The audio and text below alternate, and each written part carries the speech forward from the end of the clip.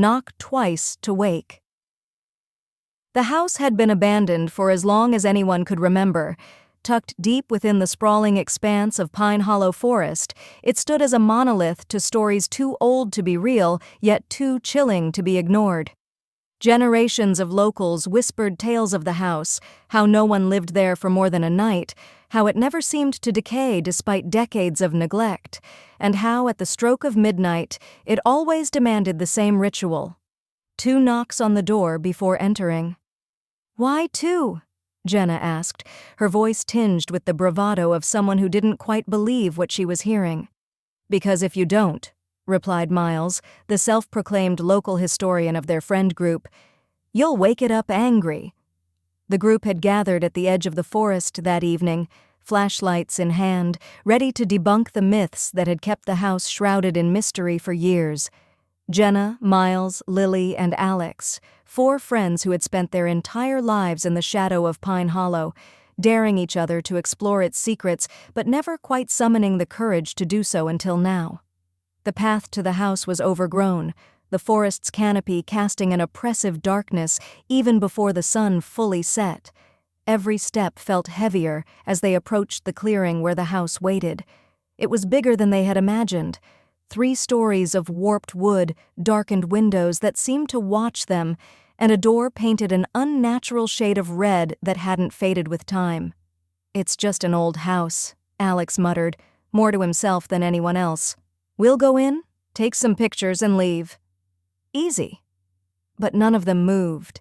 The legend of the house was a weight pressing against their collective resolve. Finally, Jenna stepped forward. She squared her shoulders, turned back to her friends, and said, "2 knocks, right?" Miles nodded solemnly. 2 knocks. Jenna raised her hand, hesitated for a moment, and then rapped twice on the door.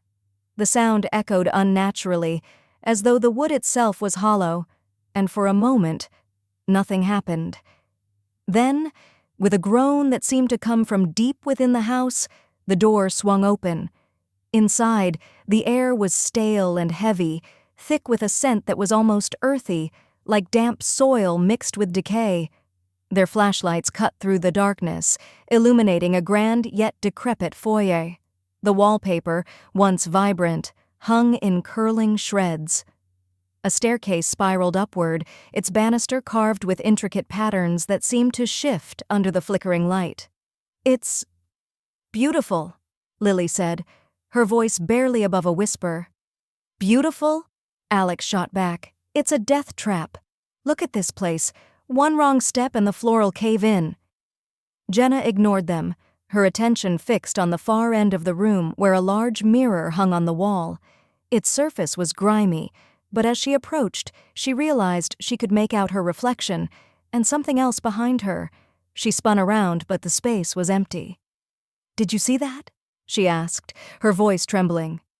"See what?" Miles replied, turning toward her. "I don't know. It was like—" She trailed off, shaking her head. "Never mind." They moved deeper into the house, their footsteps muffled by a thick layer of dust. The further they went, the colder it became. Each room seemed to have its own peculiarities, a rocking chair that swayed on its own, a child's drawing on the wall that looked freshly made, and a clock that ticked backward. It was Lily who found the first real sign that they weren't alone. In what appeared to be a study, she picked up a small notebook from the desk. The leather cover was cracked with age, but the pages inside were pristine. Scrawled in shaky handwriting were the words, "Know the rules." "What rules?" Alex asked, peering over her shoulder. Before she could answer, a loud bang echoed through the house. It was the door slamming shut. The sound reverberated through the walls, making the very floor beneath them tremble. Jenna sprinted back to the foyer, but the door wouldn't budge. "It's locked," she shouted, her voice rising in panic. "That's not possible," Miles said, joining her. "There's no lock on the outside." "Well, it's locked now," Jenna snapped. Behind them, the sound of creaking wood filled the air. Slowly, the staircase began to groan as if something heavy was descending. The group turned as one, their flashlights trained on the stairs. At first, there was nothing. Then a faint whisper reached their ears. "Knock twice to wake." The whisper grew louder, overlapping with itself until it became a cacophony of voices, all repeating the same phrase, "Knock twice to wake." "What does it mean?" Lily whispered, clutching the notebook to her chest. "I think—" Miles hesitated, piecing together the fragments of lore he'd collected over the years. "I think the house doesn't like intruders. The knocks are supposed to ask for permission. But if you wake it up—" Before he could finish, the temperature in the room plummeted. Frost spread across the walls, and their breaths came out in visible puffs. From the top of the staircase, a figure began to materialize, a gaunt, shadowy presence with glowing eyes that burned like embers. "Leave!" it hissed, though its mouth never moved. The sound came from everywhere and nowhere at once. "We can't," Jenna said, her voice shaking. "The door won't open." The figure tilted its head as if considering her words. Then it raised an elongated finger and pointed to the mirror. "Knock." They stared at it, confused, until Miles spoke. "The mirror. It's another door." Reluctantly, Jenna stepped toward the mirror. Her reflection shimmered unnaturally, her face distorted as though it were being pulled apart. She raised her hand and knocked twice. The sound was deafening, like thunder trapped in a jar. The room around them dissolved into darkness. When the light returned, they were standing outside the house, the forest silent around them. The red door was closed, and the house looked as abandoned as it had when they first arrived. "Is it over?" Lily asked, her voice barely audible. Miles glanced back at the house, his face pale.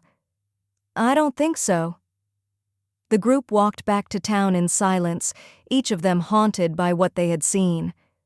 That night, as Jenna lay in bed, she thought she heard it again, a faint knock on her bedroom door. For days, the group tried to move on with their lives, but the house had left an imprint none of them could shake. Miles buried himself in research, trying to piece together more of the house's history. Jenna avoided mirrors entirely, her reflection always seeming to linger a moment too long when she dared to glance. Alex drowned his unease in cynicism, claiming the whole ordeal had been a group hallucination, while Lily found herself inexplicably drawn back to the notebook she had taken. It wasn't until a week later that things took a darker turn. Jenna woke one night to the sound of tapping. Her heart raced as she sat up, straining to listen. There it was again. 2 deliberate knocks, faint but unmistakable. She turned to the window, but nothing was there. When she flipped on her bedside lamp, her breath caught in her throat. Written on the fogged glass of her mirror were the words, "You didn't knock twice." Panicked, she called Miles, who groggily answered on the 3rd ring. "It's happening," she whispered, her voice trembling. "It's still here." Miles, now wide awake, reassured her. "Stay where you are. I'm coming over." When he arrived, Jenna showed him the mirror, but the message was gone. Her insistence, however, convinced him to check his own house. To his horror, he found scratches on his front door, 2 long gouges, parallel and deliberate. By morning, both Alex and Lily had similar experiences. Lily awoke to the notebook open on her desk with the words, "Knock twice," scrawled over every page, while Alex found 2 muddy footprints leading up to his bedroom window.